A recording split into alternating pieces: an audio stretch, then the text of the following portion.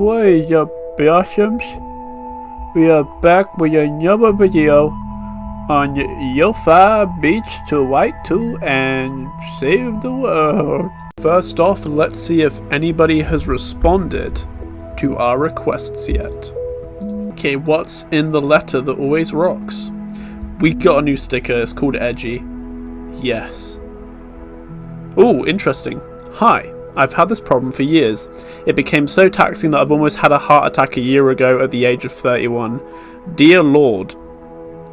I'm exercising on a daily basis since I was a middle schooler. Now I take a day off and train for 6 days a week.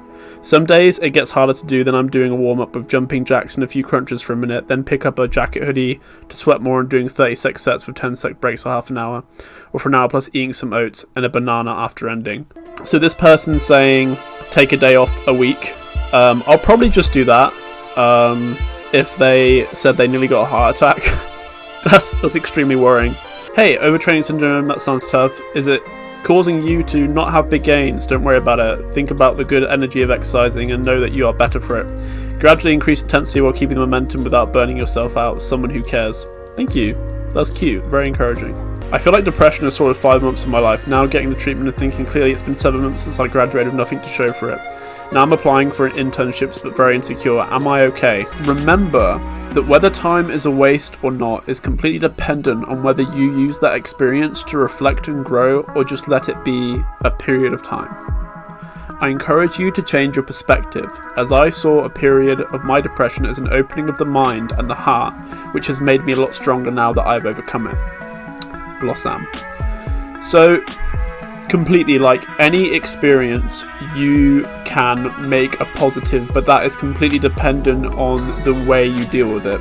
I like to think of everything as in life as a energy that's coming at me, and you can swallow that energy up and try to deal with it, or you can deflect it or adapt it and use it as your own, or use it to propel you forward. There's so many different things you can do with what comes at you in life.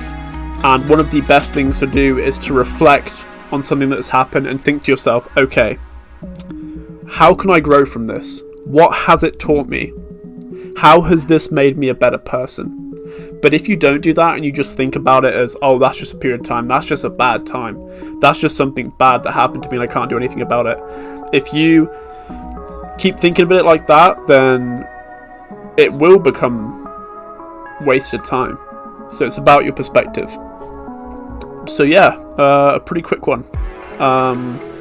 When I had my depression for the first time, what I learned from it was, it taught me to understand other people who are depressed and think, how can I help those people? And, to be honest, is a part of why I made this channel, is to try and help others who are feeling sad and depressed, by making wholesome content. And it opened my heart as well to more things. When you go through the darkness and you emerge in the light, you're a lot stronger than someone who has just lived in the light the entire time. So, okay, this is a good one that hits really close to home for me. I've been in a relationship for a year now. I have a lot of insecurities and sometimes I can't be fully comfortable around my partner. He really tries to make me feel good, but I guess the problem is in me. Am I just not ready for a relationship? I don't know anymore. Okay, this one is so hard because there's so much I want to say, and there's so much I can't say because of the 14-line limit. So forgive me if this sounds a little bit too direct. But I wrote, you aren't ready for a relationship.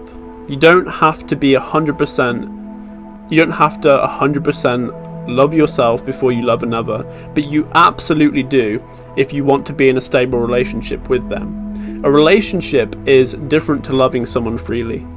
A relationship is a structure in the objective world for two souls to come together and to share their energy with each other freely for a long period of time, right?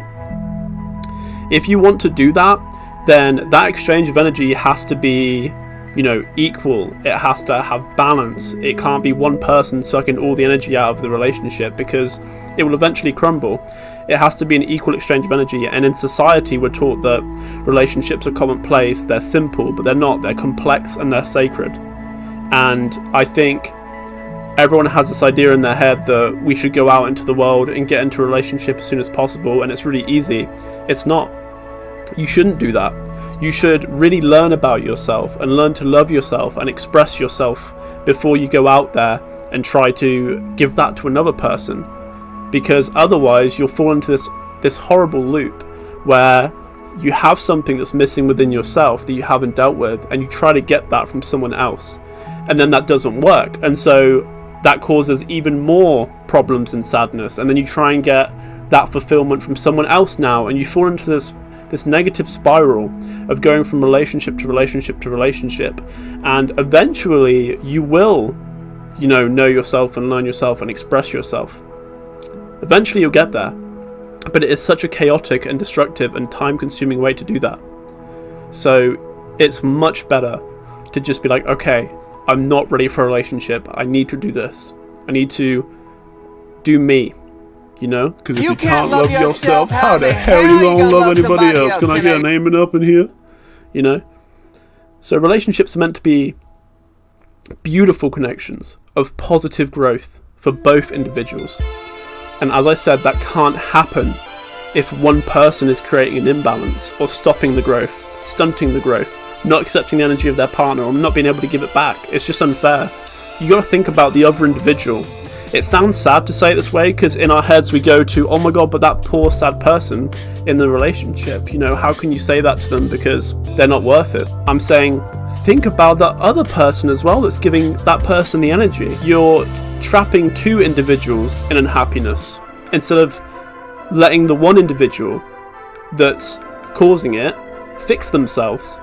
That's the real bad thing to do, So it's stern, it's very stern, but it's true. You need to really take time to yourself. And you know what? Self-care is not stern. Self-care is beautiful. You don't need to have all these dependencies. You can work on yourself and become strong, and then you can give light to the world. Let's send this one out.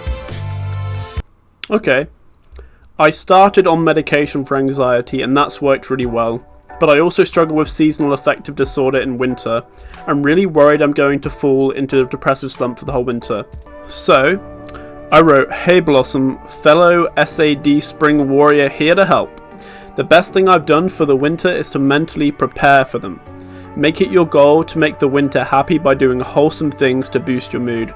Meeting friends more often, exercising, correcting your circadian rhythm, taking vitamin D, lights that change with the day, plan to indulge in your biggest passions. Make winter the best time of the year by switching to maximum self-care mode. Blossam. So, I originally didn't want to admit that I had SAD and it took me many years to do so, but honestly, I think it just means you're more in touch with nature. Because every winter I would definitely feel it from the lack of sunshine. And this year was a hard year for me already, but I was like, okay, when September hits, I'm going to do all these things.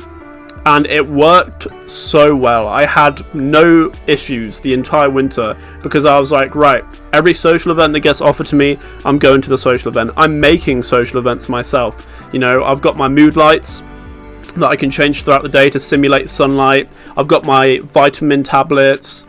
I've got my exercise routine because exercise boosts mood. And indulging in my passions to make me happy, like feeling like you're ready when you wake up. You're like, okay, I want to do this, and it worked so well. You just gotta combat the sadness with ultimate happiness. And it sounds simple, but just having it in your head to do that makes it happen. Trust me. So I couldn't really think of one, so I wrote something that I'm probably not going to get a reply to. But I wrote, any fellow British foragers out there have any tips? When do you usually start to hunt for your spring greens?